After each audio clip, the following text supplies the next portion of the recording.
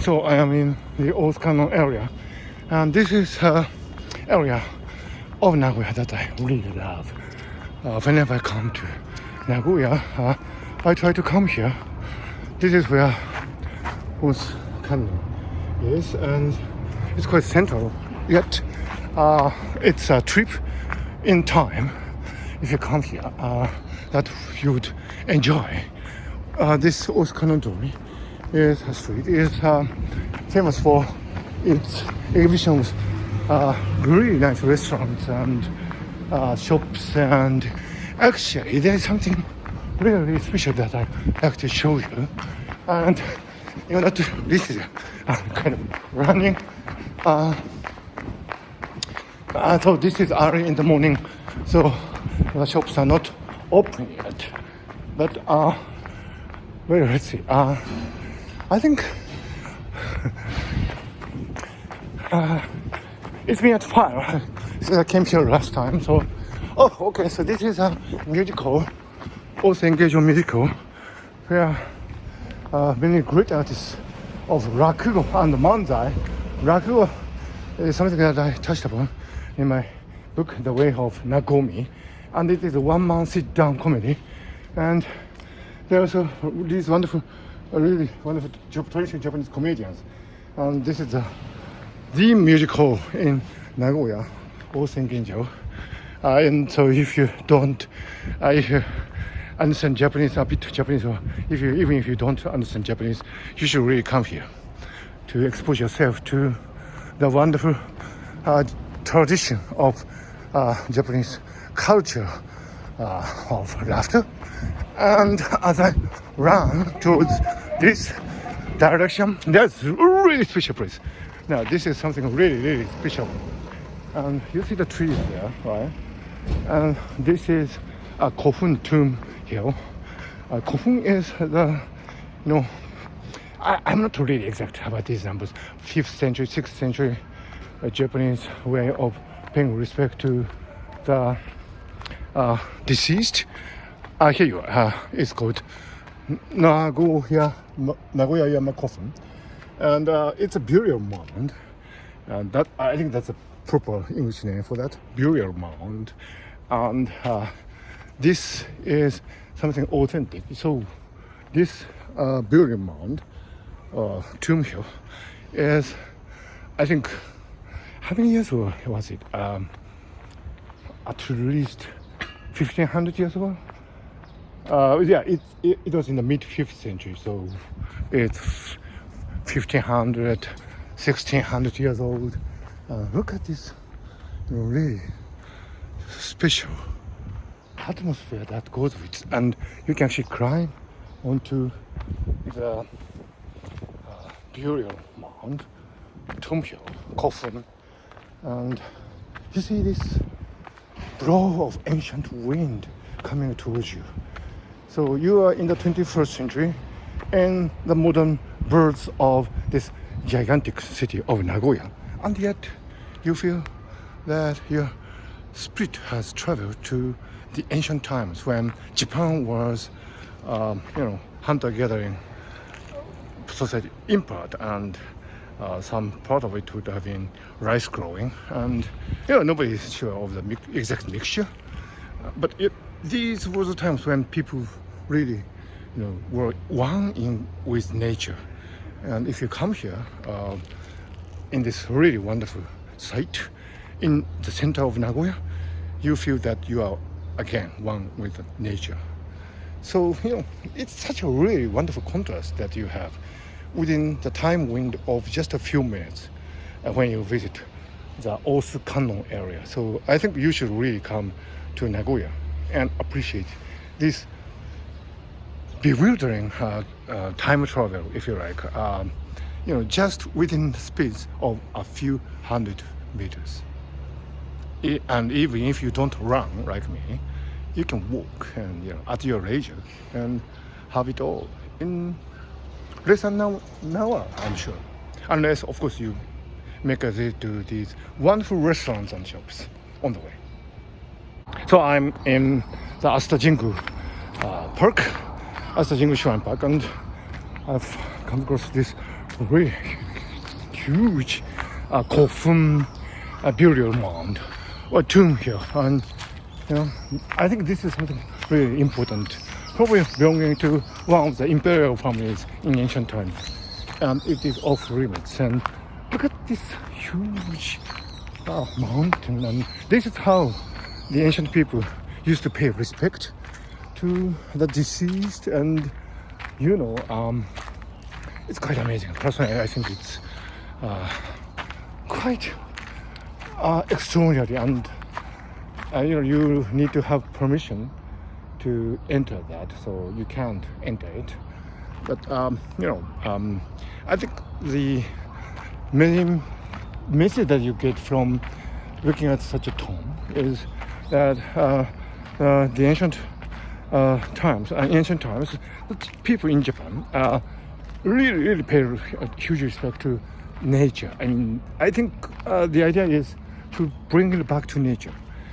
We are part of the nature, great mother nature, and when we pass away, we become an integral part of the nature again. Our consciousness will be dissolved into the unconscious of the great nature, and this, I think, is the main assumption behind the design of such a magnificent tomb here, Kofun.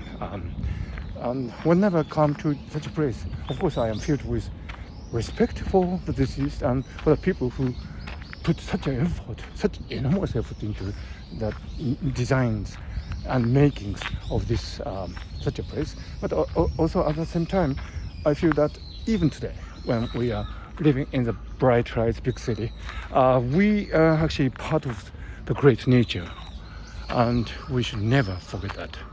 So it makes us really humble to come to such a place. So this has been the Kofun ancient burial mound in Atsuta Jingu Shrine Park in Nagoya, in the city of Nagoya. Quite an impressive place. So I'm now in the Atsuta Jingu Shrine in Nagoya.